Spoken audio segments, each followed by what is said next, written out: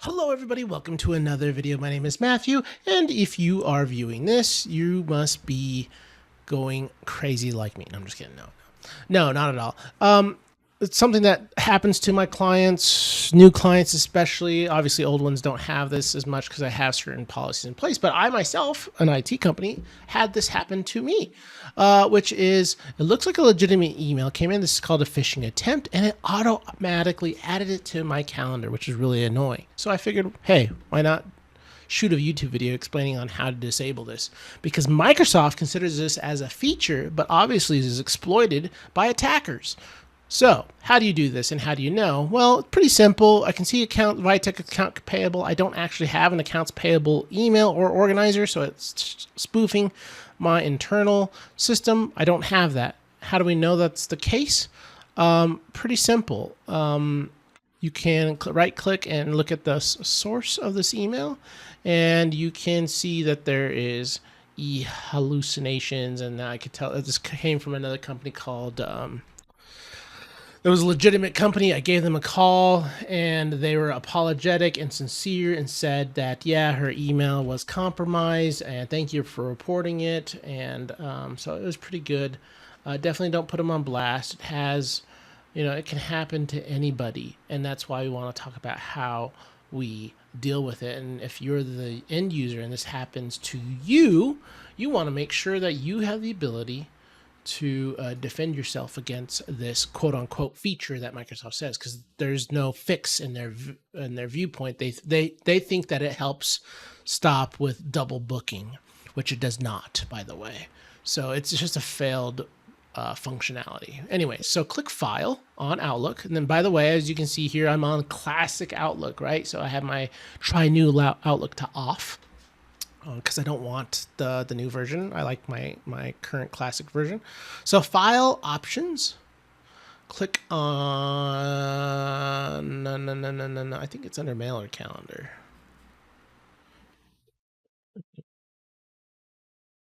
There it is. Automatically accept decline meeting request. I turned mine off. Please turn yours off. If there's another place where this lives also, so make sure that these are not accepted. Go to your mail, then all the way at the bottom for tracking. This is also usually turned on by default right there. Automatically process meeting requests and responses to meetings requests and polls. Turn that off, please. That's what's causing all of these problems. Click OK, and now that won't happen to you. If you're curious on how do you do that on Microsoft's OWA or the new Outlook, it's pretty simple. Just go ahead and open up your OWA, click on Settings, click on Calendar, click on Events and Invitation, and scroll on down till you see this one. Automatically decline invitations that conflict with existing ones. Turn that off. Now, will you lose a feature? Yes, you will lose a feature, and that feature is the ability to conflict with existing events, right?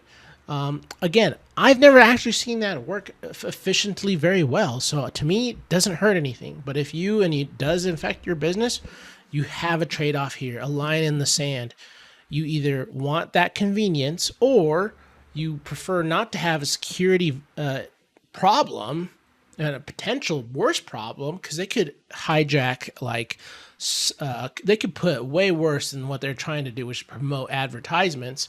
They could put some malicious worm on there. They could put some malicious virus on the link, and when you auto accept it, add it to your calendar, and if by accident you're sleeping, if whatever happens and you touch it, or if you click on it or engage in the link, now you're compromised. And I'm sorry, that little inconvenience is not worth it in my opinion.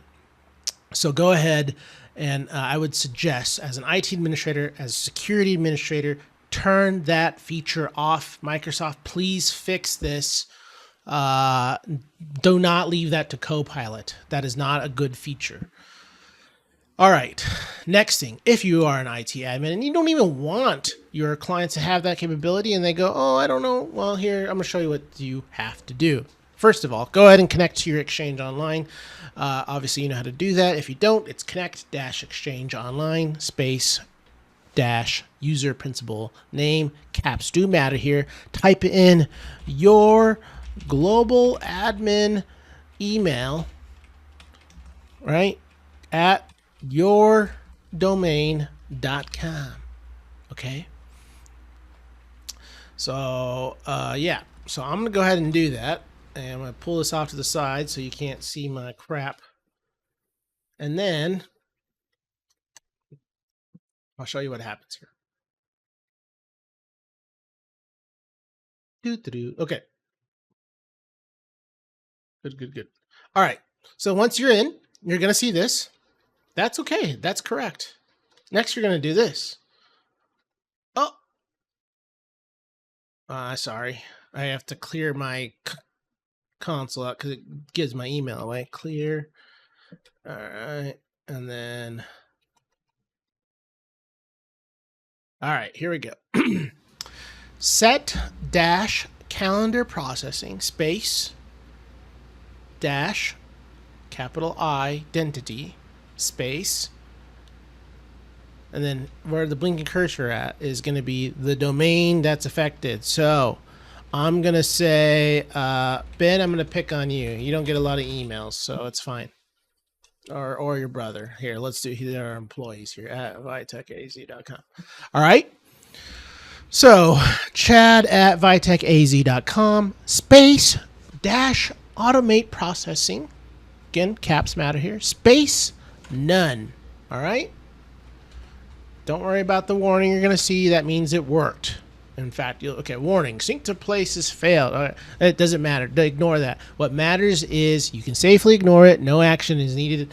Do that company-wide to every email address you have, okay? Whether it's, because you can't do it to shared things, so that is a problem if somebody gets a hold of your shared one. So I have app at, which is a legitimate shared mailbox. You'll see what happens here. It does go to it doesn't go anywhere for me because I don't use it, but it does exist. So go ahead and have fun trying to spam that one. There's nothing there for you. It doesn't go anywhere. It doesn't do anything.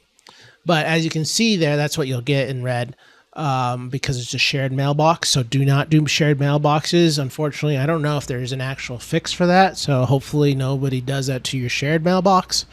But for specific people, at least, it won't land in their calendar anymore. Specific client users now. So anyways, I hope this has been instructive for you. Please give this a thumbs up if you liked it. Hopefully it comes across Microsoft's attention and they can address a better fix to just automatically doing that. Maybe my suggestion would be, especially since they're using Copilot or integrating Claude or ChatGPT or whatever your favorite AI, maybe we let the AI say, oh, I can see that this is clearly compromised. It actually does a pretty good job at that because it can look at views, it can look at the source of the invite, and that the initial one should be this. It should say, oh, a calendar invite came in, doesn't normally come in from somebody, or if it did, hey, there's something fishy here. You don't really use accounts payable in your internal mailbox. I'm not going to process this, but here you should be aware of it. Do you want to add it to your calendar type of a thing?